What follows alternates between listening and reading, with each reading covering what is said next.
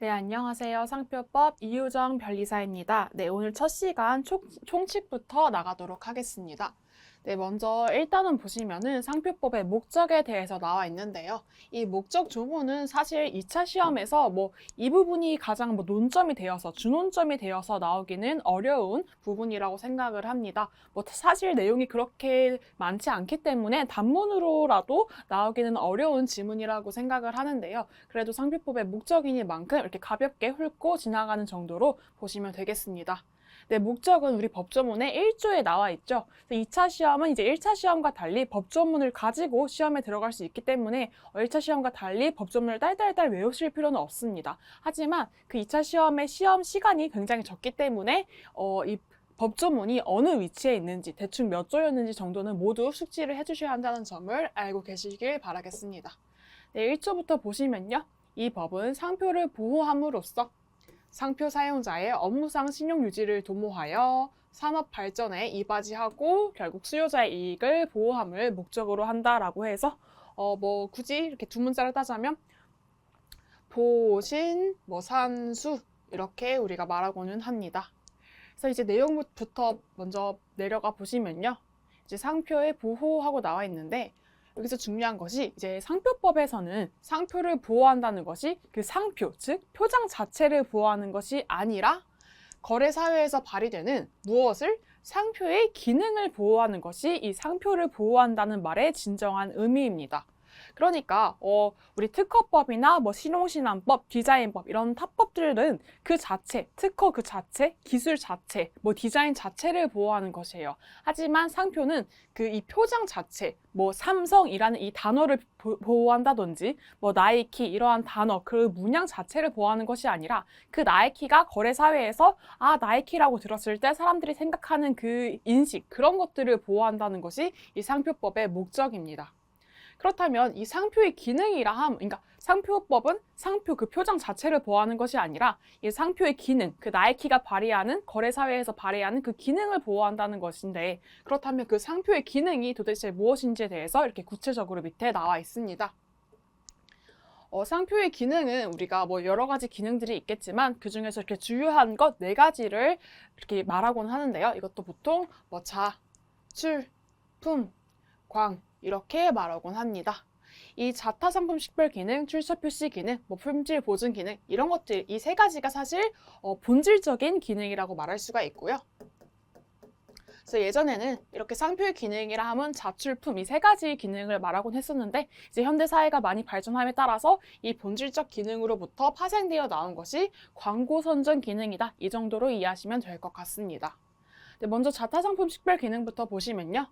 이것은 개성화된 1군의 상표를 다른 상품군과 식별할 수 있는 기능이라고 나와 있습니다. 이렇게 되어 있으니까 조금 말이 어려운 것 같은데 이 자타 상품 식별 기능, 이 말 자체가 자기의 상품과 그 타인의 상품을 식별하게 하는 기능을 한다라고 이 말 자체를 그냥 이해하시면 될 것 같아요. 그러니까 이렇게 여러 가지 상품들이 있는데 이 상품에 A라는 상표가 붙여져 있다면 이제부터 사람들은 이 상표를 보고 이 A라는 상표가 붙여져 있는 상품과 A라고 하는 상표가 부착되어 있지 않는 상품과 이 서로 다른 상품이겠구나 이렇게 식별을 할 수 있게 됩니다. 이것이 상표를 부착하게 되는, 상표를 사용하게 되는 가장 본원적인 기능이다. 이렇게 이해를 하시면 될 것 같아요. 실제로 이 자타 상품 식별 기능은 그 2조 나중에 배울 2조 1항 1호에서 이 상표의 정의 규정에서도 그 상표는 상표 사용자가 자타 상품을 식별하기 위해서 사용하는 표장이다라고 하면서 이 자타 상품 식별 기능이 상표의 구성 요소 중에 하나라고 천명을 하고 있습니다. 네, 그리고 두 번째로는 출처 표시 기능인데요. 내용 보시면 동일한 상표의 상품은 동일한 출처에서 나온다는 것을 나타내는 기능이다라고 나와 있습니다. 그러니까 이 말인즉슨 만약에 여러 가지 상품들이 있는데 만약 이 상품들이 모두 A라는 표장이 부착되어 있는 경우에는 이렇게 A라는 동일한 표장이 붙여져 있는 상품은 모두 동일한 출처일 것이다. 동일한 A라는 출처일 것이다. 라고 인식을 시켜주는 것이 바로 이 출처 표시 기능입니다. 그래서 이때 이렇게 지금 A라는 동일한 상표가 붙여져 있는 상품은 모두 이거 세 개가 같은 동일한 출처이겠구나라고 인식을 하면 좋겠는 것이지, 이 출처를 구체적으로 이게 대한민국의 어디에서 뭐 어느 지역에서 어떤 사람이 만든 상표이다 이런 게 이렇게 구체적으로까지 알 필요는 없다라고 나와 있습니다. 그래서 여기서 말하는 이 동일한 출처라 함은 익명의 존재로서 추상적 출처라고 말하곤 합니다.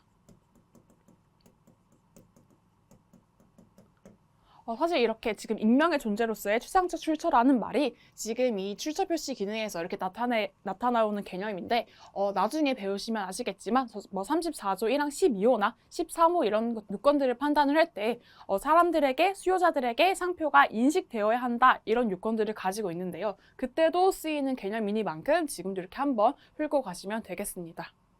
네, 그리고 세 번째로는 품질 보증 기능이 있는데요. 이 역시 마찬가지로 이렇게 여러 가지 상품에 그 동일한 상표가 부착되어 있는 경우에는 그 동일한 상표가 부착되어 있는 상품들은 모두 동일한 품질을 가지고 있을 것이다 라고 하는 것을 품질 보증 기능이라고 하고 있습니다. 그래서 여기서 중요한 것은 동일한 품질을 가지고 있는 건데, 여기서 지금 품질의 우수성을 얘기하는 것이 아니라 품질의 동일성을 담보하는 것이다 이렇게 이해하시면 되겠어요. 그러니까 A라는 상표가 붙여져 있다고 해서 A라고 붙여져 있는 상표들은 A라는 상표가 부착되어 있는 상품들은 모두 품질이 우수할 거야 이렇게 수요자들이 인식한다는 것이 아니라, A라고 모두 붙여져 있는 상품들에 대해서는 그 상품들의 품질이 모두 동일할 거야. 왜냐하면 똑같이 A 상표니까, 같은 제품이니까 당연히 서로의 품질이 동일할 거야 이렇게 인식하는 것이지, 이 품질의 우수성을 의미하는 것이 아니다.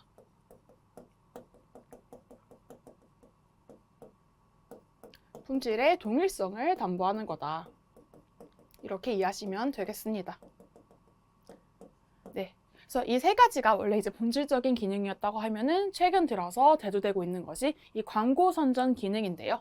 내용을 보시면은 상표가 상품 자체 또는 상표 사용자를 일반 수요자에게 강하게 인식시키는 작용을 함으로써 구매 의욕을 자극하고, 그리고 사람들에게 상품과 상표 사용자의 명성을 전파하는 동적인 기능이다라고 나와 있습니다. 그래서 최근 들어서 요즘 사회에서 이 상표의 상품의 매출액이 그 상품의 품질 또는 상품의 출처 이런 것들도 중요하겠지만, 그보다는 요즘 광고, 마케팅을 얼마나 잘하느냐에 따라서 그 상품의 매출액이 좌우되는 경향이 많습니다.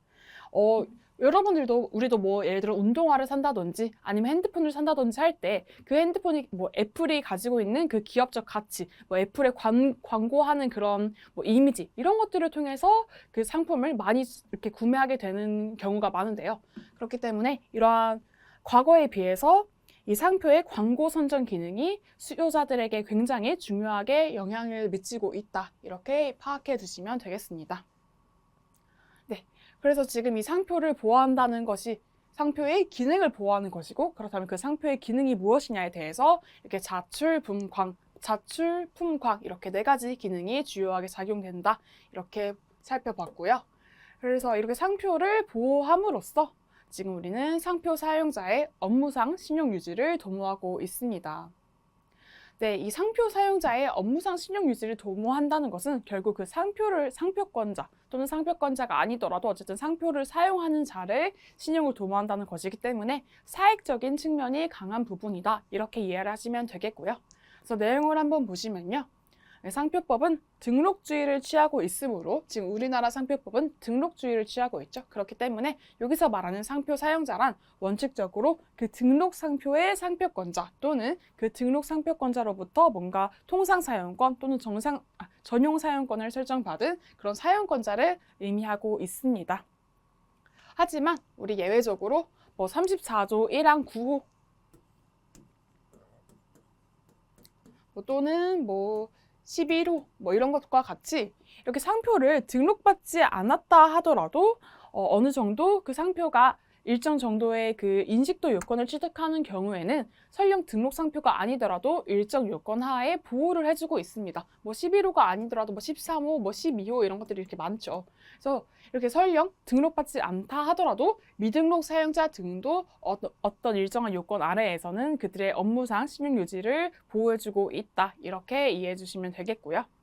그리고 마찬가지로 지금 우리나라는 지금 등록주의를 취하고 있기 때문에 이미 형성된 신용만을 보호하는 것이 아니라 특정 상표에 있어서 형성될 수 있는 향후 신용의 가능성까지 보호하고 있다라고 나와 있습니다. 이건 무슨 말이냐면은 우리 지금 앞에서 이 상표의 기능을 보호한다는 것이 이 자출품 광 이러한 기능들을 보호한다고 했는데, 예를 들어서 A라는 상표가 진짜 등록을 받아가지고 일단 등록을 받든 안 등록을 받지 않았던 간에 A라는 상표가 이렇게 실제로 많이 사용이 돼서 이렇게 자출품 광이라는 기능을 발휘를 하고 있어요.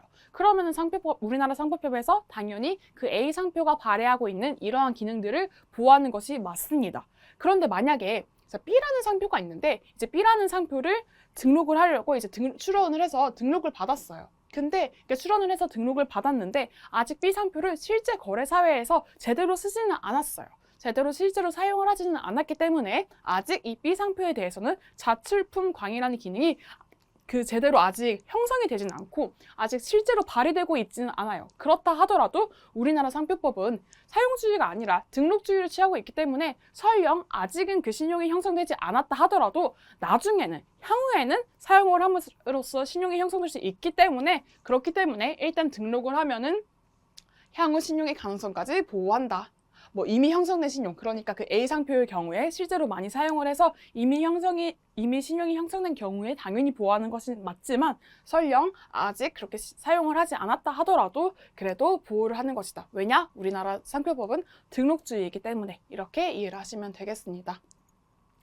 네, 그래서 지금 이 제3자의 침해를 배제함으로써 상표에 화체된 상표 사용자의 업무상 신용을 보호하고 유지한다. 이 말 역시 만약에 지금 B 상표를 이렇게 출원을 해서 등록을 받았는데 설령 아직 이것에 뭔가 이렇게 신용이 형성되지 않았다 하더라도 제3자가 이것에 대해서 침해를 하게 된다면 아직 설령 여기에는 신용이 형성되지 않았다 해도 향후에 신용이 형성될 수 있는 가능성이 있고 우리나라 상표법은 그것마저도 같이 보호를 해주고 있기 때문에 제3자가 이것을 침해한다면은 이렇게 적절한 조치를 취할 수 있다. 이렇게 이해를 하시면 되겠습니다. 네, 그리고 다음 페이지 이제 넘어가 보시면요. 네, 산업발전에 이바지한다라고 나와 있는데 이 산업발전에 이바지한다라는 것은 상표법뿐만이 아니라 특허법, 디자인법 모두 이 산업재산권 법이기 때문에 결국 이 법의 궁극적인 목적은 산업발전에 이바지를 하는 것이다. 이렇게 이해를 하시면 되겠고요. 네, 그리고 이제 상표법에서 또 약간 특이한 부분이 이 4번 부분이죠. 수요자의 이익을 보호한다. 이것은 이제 공익적인 측면으로 이해를 하시면 되겠는데요. 상표의 출처 표시 기능, 품질 보증 기능 등을 보호해서 수요자로 하여금 원하는 상품을 오류 없이 선택할 수 있게 한다라고 나와 있습니다. 그러니까 수요자들이 상표를 보고 신뢰하게 되는 그 수요자의 신뢰 이익을 보장하는 것, 이 역시 상표법의 목적이다. 이렇게 이해를 하시면 되겠고요. 우리 이제 나중에 배울 부분이겠지만 34조 1항 12호 또는 93조 1항 후단 또는 취소 심판 중에서도 119조 1항 1호, 2호 이런 것들이 모두 수요자들을 위해서 수요자들이 이 상표를 보고 오해하거나 혼동하는 것들을 방지하기 위한 규정이다. 그러니까 수요자의 신뢰 이익을 보호하기 위한 공익적인 규정이다. 이렇게 이해를 하시면 되겠습니다. 네, 이렇게 해서 이 상표법의 목적을 간단하게 훑고 지나갔고요. 네, 이제부터 정말 중요한 부분인 바로 이제 첫 강의부터 중요한 부분이 나오는데요. 바로 이 상표의 사용에 관한 논점입니다. 먼저 이 상표의 사용이라 함은 사실 법조문에서 이렇게 2조 1항 11호에서 상표의 사용이 무엇인지에 대해서 정의를 해주고 있습니다. 그래서 법조문 내용 한번 보시면요. 지금 상표의 사용이란 다음 강목의 어느 하나에 해당하는 행위를 말한다 하면서 가목, 우리가 흔히 이것을 줄여서 표시행위라고 말하고 있고요. 그리고 이 나목을 우리가 간단하게 유통행위라고 말하고 있습니다. 그리고 마지막으로 이 다목에 대해서는 우리가 광고행위다. 이렇게 말을 하고 있는데요. 그리고 이 2조 2항에서는 지금 표시행위, 유통행위, 광고행위라고 했는데 여기서 이제 표시 이런 말들이 나오는데 이 표시에 대해서 조금 더 구체적으로 말을 해주고 있어요. 그래서 일단 2조 2항은 조금 이따가 다시 살펴보기로 하고 지금 2조 1항 11호 내용부터 먼저 구체적으로 살펴보도록 하겠습니다. 네, 그래서 일단 지금 이 법조문에서는 이 상표의 사용이 표시행위, 유통행위, 광고행위를 상표의 사용으로 지금 정의를 해주고 있다. 이 부분을 머릿속에 심어놓고 이제 내용을 한번 보도록 하겠습니다. 자, 상표의 사용이란 형식적으로는 2조 1항 11호 강목 또는 2조 2항에 해당함과 동시에 실질적으로는 상표의 기능을 발휘하도록 하는 행위를 말한다라고 나와 있어요. 이것이 이제 굉장히 중요한 부분인데, 자, 이 부분이 우리 여러분들 이제 답안지에 2차 시험 답안지에 굉장히 많이 현출되어야 할 내용인데요. 다시 한번 천천히 보시면은 지금 상표적 사용이라 함은 지금 우리 법조문에서 나와 있던 거 지금 여기 그대로 나와 있습니다. 상표의 사용이란 2조 1항 11호 강목 또는 2조 2항에 해당하여야 한다. 아까 법조문 그대로 나오고 있죠. 그런데 지금 여기서 중요한 것이 그것뿐만이 아니라, 그러니까 형식적으로는 당연히 그 법조문에서 말한 상표의 사용 요건을 충족해야 되는데, 거기에다가 플러스로 동시에 실질적으로는 상표의 기능을 발휘하여야 한다라고 나와 있습니다. 그러니까 지금 상표적 사용이란 이 형식적인 요건을 충족함과 동시에 실질적인 요건도 함께 충족해야 한다는 것을 나타내고 있어요. 그렇다면 이 실질적으로 상표의 기능을 발휘하는 것이 무엇이냐, 이거에 대해서는 조금 이따 다시 다루도록 하겠고, 자, 그렇다면 이 앞에서 우리가 봤던 2조 1항 11호 강목에 대해서 표시행위, 유통행위, 광고행위에 대해서 도대체 무엇이 표시, 유통, 광고행위인지에 대해서 구체적으로 이제 살펴보려고 합니다. 다시 이제 말씀드리자면, 그래서 상표의 사용이 사실 지금 두 가지 요건으로 나뉘었잖아요. 그렇기 때문에 지금 이 법조문에 나와 있는 것들을 그냥 우리가 이렇게 강학적으로 형식적 상표의 사용이다 이렇게 말을 하고 있고요. 그리고 이제 이 법조문에 나타나어 있지만 실질적인 상표 기능이 발휘되는 행위, 이것을 우리가 실질적인 상표의 사용이다라고 말을 하고 있습니다. 그래서 먼저 형식적 상표의 사용 내용부터 보도록 하겠습니다. 네, 첫 번째로 이 표시행위가 있었죠. 2조 1항 11호 감옥에 표시행위가 있었습니다. 네, 표시행위란 무엇이냐 하면 상품 또는 상품의 포장에 상표를 표시하는 행위를 말한다라고 나와 있습니다. 네, 간단하죠. 상품, 예를 들어서 핸드폰 뒷면에다가 삼성 또는 애플 로고 이렇게 상품 자체에 그 표장을 표시하는 것, 또는 상품의 포장, 예를 들어서 치킨은 치킨의 포장지, 박스에다가 BBQ 이렇게 표시를 하게 되죠. 그런 것처럼 상품의 포장에 상표를 표시하는 행위를 말한다고 나와 있습니다. 굉장히 간단한 내용인데 여기서 논점이 하나가 나오는데요. 이 표시라는 것이 그냥 표시를 하면 되는 건가? 예를 들어서 이렇게 핸드폰이 있는데 아까 핸드폰에 삼성 이렇게 표시한다고 했잖아요. 근데 이렇게 표시하면 그래, 이거는 상품에다가 상표를 표시한 것이기 때문에 표시행위 맞다 이렇게 볼 수 있겠지만, 이것을 만약 극단적으로 이 삼성이란 글씨를 정말 너무 작게 이렇게 적어놨어요. 그래서 사실 이것을 정말 몇만 배의 배율의 돋보기로 보아야만 비로소 삼성이라는 것을 알 수 있고, 그냥 우리가 육안으로 봤을 때는 삼성이라고 써져 있는지 안 써져 있는지도 모를 수가 있어요. 이러면은 이거를 강학적으로 해석해서 어쨌든 표시한 거긴 표시한 거니까 2조 1항 11호 표시행위이다 라고 할 수 있는 것인지, 아니면은 이것은 육안으로 볼 수 없기 때문에 표시행위가 아니다 라고 할 수 있는 것인지, 이런 또 논란들이 많이 생기고 있습니다. 그렇기 때문에 판례에서 정의해주고 있어요. 이 표시행위라 함은 해당 상품에 대해서 통상의 거래 관행에 비추었을 때 수요자가 인식할 수 있어야지만 이 표시 행위이다 라고 말을 하고 있습니다. 판례가 이제 이러한 기준을 정해줬죠. 이러한 기준에 비추어 봤을 때 이제 우리는 문제들을 해결할 수가 있어요. 만약에 이렇게 표시가 되어 있는 경우에는 그냥 통상의 거래 관행, 핸드폰 통상의 거래 관행이 어떻게 되죠? 그냥 이렇게 보여주고 이거 사실래요? 이렇게 하는 거잖아요. 그래서 그런 거래 관행에 비추었을 때 수요자가 이 삼성이라는 표장을 인식할 수가 있죠. 그렇기 때문에 이것은 표시행위가 맞습니다. 한편 이렇게 쬐끄맣게 적어가지고 돋보기로 보아야서만 볼 수 있는 경우, 우리 핸드폰이 통상의 거래 관행에 비추었을 때 사람들이 핸드폰을 살 때 돋보기로 모든 것을 보고 이렇게 사나요? 아니죠. 그렇기 때문에 거래 관행에 비추었을 때 이것은 수요자가 인식할 수 없어서 결국 표시행위에 해당되지 않는다, 이러한 결론을 도출할 수가 있습니다. 그러니까 이렇게 판례들은 우리가 문제를 풀기 위한 기준들을 제시해주고 있고, 우리는 그 기준들을 암기함으로써 문제들을 봤을 때 그 기준에 맞추어서 이 문제를 풀면 된다, 이렇게 이해하시면 되겠고요. 그래서 이 기준에 더불어서 이제 더 구체적인 기준을 정해줬어요. 내용을 한번 보시면은 자, 공산품 내부에 조립되어 기능하는 부품에 표시된 표장으로서 상품의 유통이나 통상적인 사용 혹은 유지 행위에 있어서는 존재조차 알 수 없고 오로지 그 상품을 분해하여야만 거래자나 일반 수요자들이 인식할 수 있는 표장은 그 상품에 있어서 상표로서의 기능을 다할 수 없을 것이므로 이를 가리켜 상표법에서 말하는 상표라고 할 수 없다라고 나와 있습니다. 자, 이 사건은 무슨 사건이었냐면 자, 갑이라는 사람이 있었습니다. 갑이라는 사람이 이제 소니라는 상표를 리모컨에 등록을 받았습니다. 자, 한편 을이라는 사람이 이제 리모컨에다가 이 소니라는 상표를 그 리모컨 내부에 있는 내부 회로기판에다가 표시를 했다고 해요.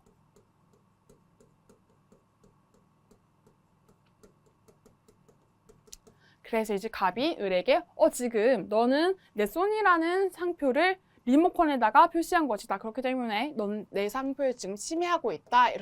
이렇게 소송이 건 사건이었고 여기서 논점이 되는 것은 을이 지금 이 소니라는 상표를 사용한 것이냐.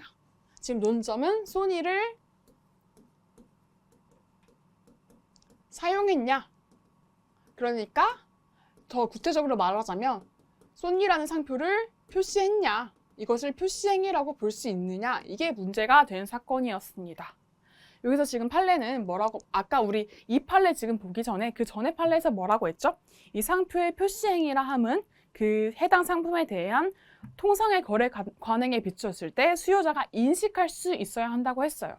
그런데 지금 이 사건을 보시면은 지금 을이라는 사람은 이 리모컨 겉부분에다가 소니라고 표시한 것이 아니라 이 리모컨 안에 내부에 또 막 여러 부품들이 있을 거 아니에요? 뭐 건전지도 있고 뭐 되게 많겠죠. 그 중에 이 내부 회로기판이 있는데 그 내부 회로기판에다가 소니라고 적혀져 있었다고 해요.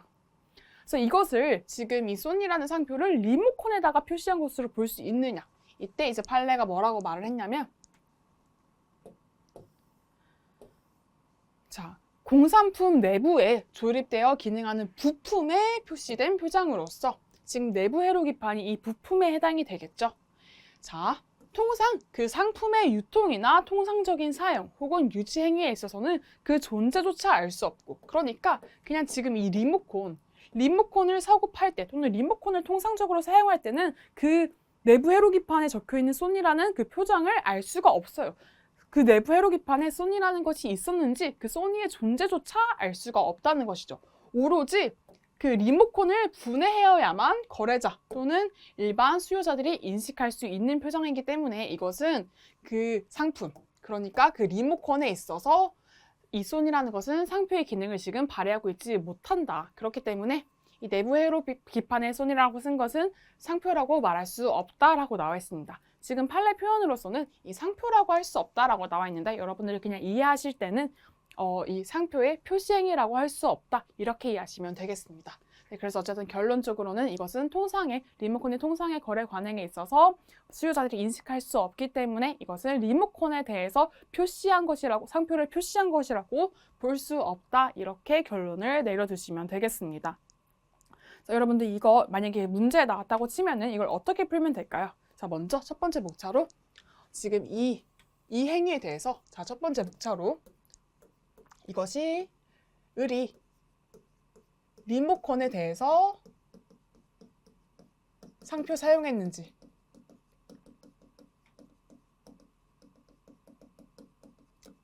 그리고 이 상표의 사용에 대해서 먼저 이 상표의 사용이란 어떤 것이다 이렇게 우리가 찝어줄 필요가 있겠죠. 그래서 예를 들어서 이 상표의 사용에 대해서 우리 지금 배운 2조 1항 11호 그 중에서도 이 과목, 상표의 표시행위 이런 것들을 적어줄 수가 있겠죠. 그리고 여기서 이제 문제가 되는 것이 그냥 표시한다고 무조건 다 표시행위에 해당되는 것이 아니라 지금 우리가 배웠던 이 판례의 이 판례의 판시들이 있죠. 통상적인 거래 관행에 비추어 보아야 한다. 거래 관행에 비춰서 수요자가 인식할 수 있어야 한다. 이런 내용들을 적으면 되겠고 그래서 실제로 이러한 기준들에 비추어서 우리 사안을 비추어 봤을 때 이것은 리모컨의 통상적인 거래 관행, 통상적인 유통 행위에 있어서 사람들이 그 존재조차 알 수 없을 것이다. 그렇기 때문에 이것은 리모컨에 대해서 소니를 상표했다고 볼 수 없다. 상표를 사용한 것이 표시한 것이 아니다. 이렇게 볼 수가 있겠죠. 그럼 그렇다면은 이 을이 그럼 리모컨을 사용한 것은 아니고 리모컨이 아니라 그 리모컨 내부 부품이 이 내부 회로기판에 사용한 것인지 을이 내부 회로기판에 상표 사용했는지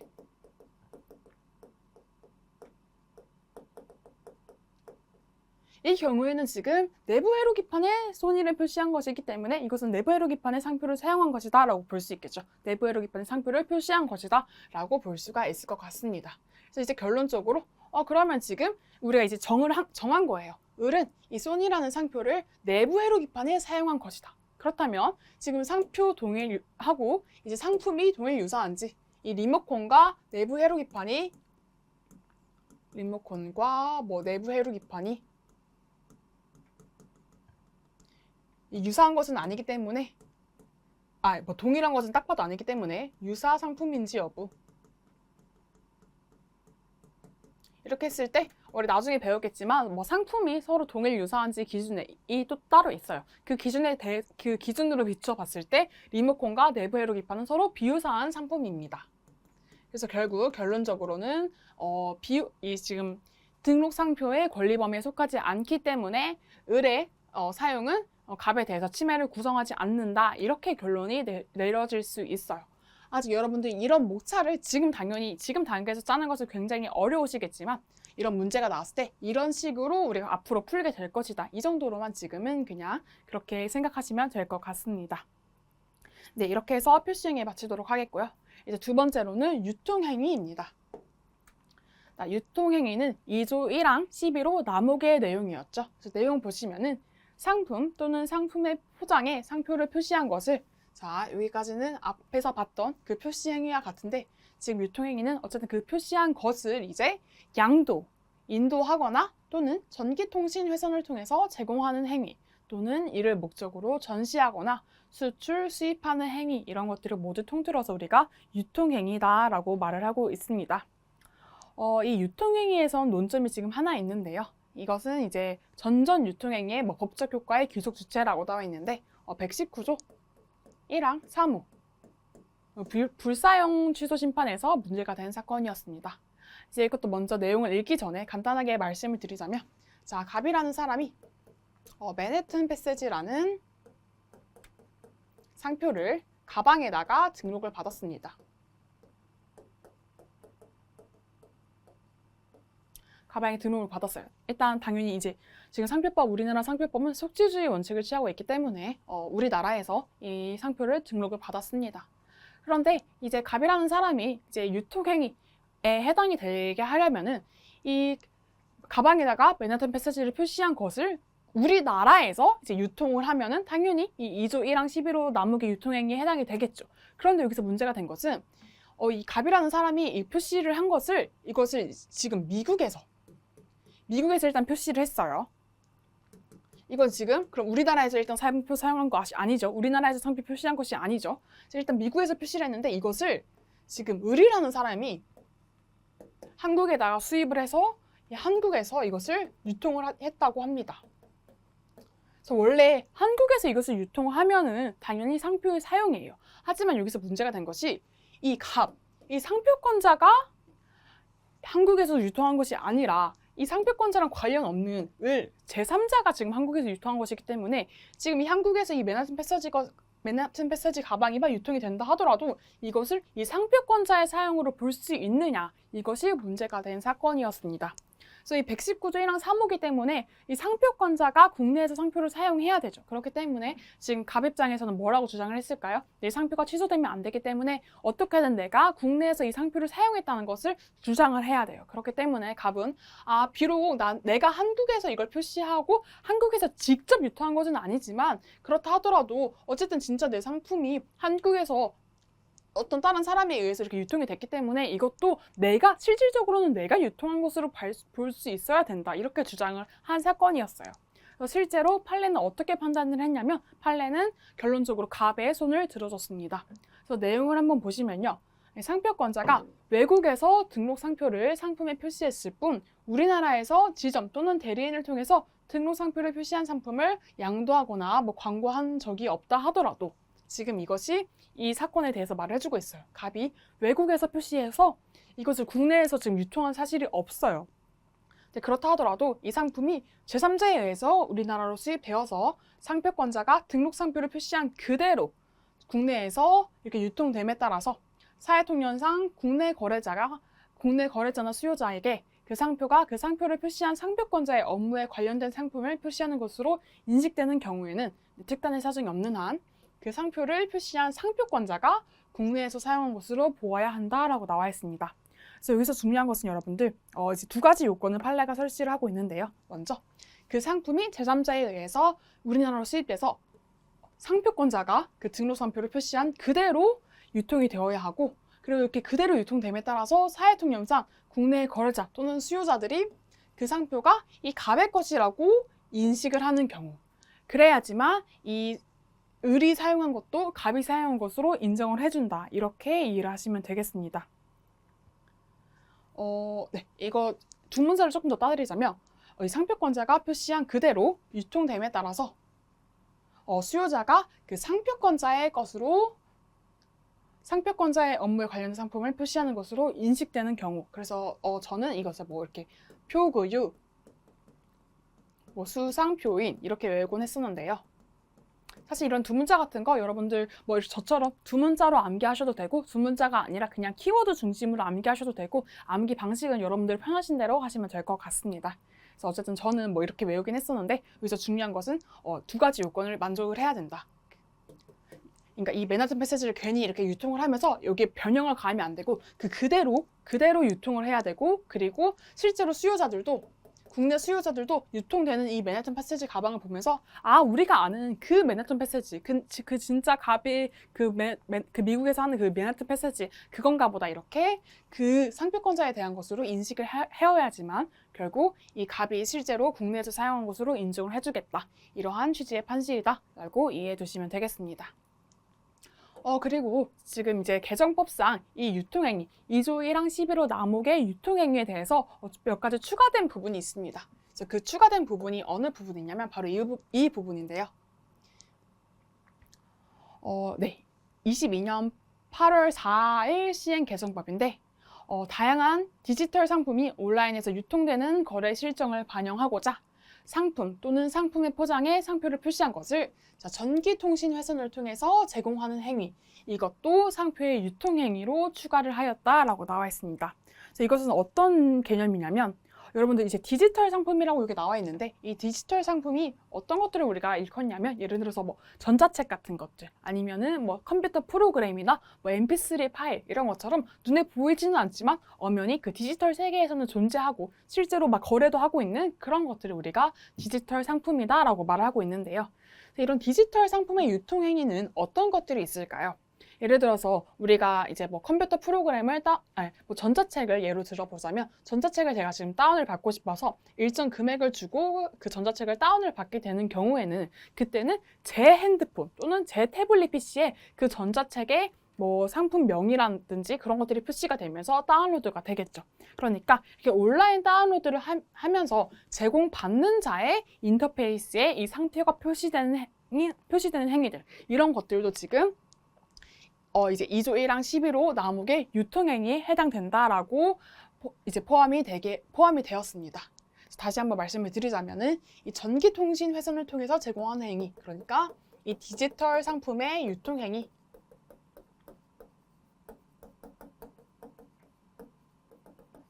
이런 것들도 이제 법전문상, 명문상 2조 1항 11호 남욱의 유통행위에 해당이 된다.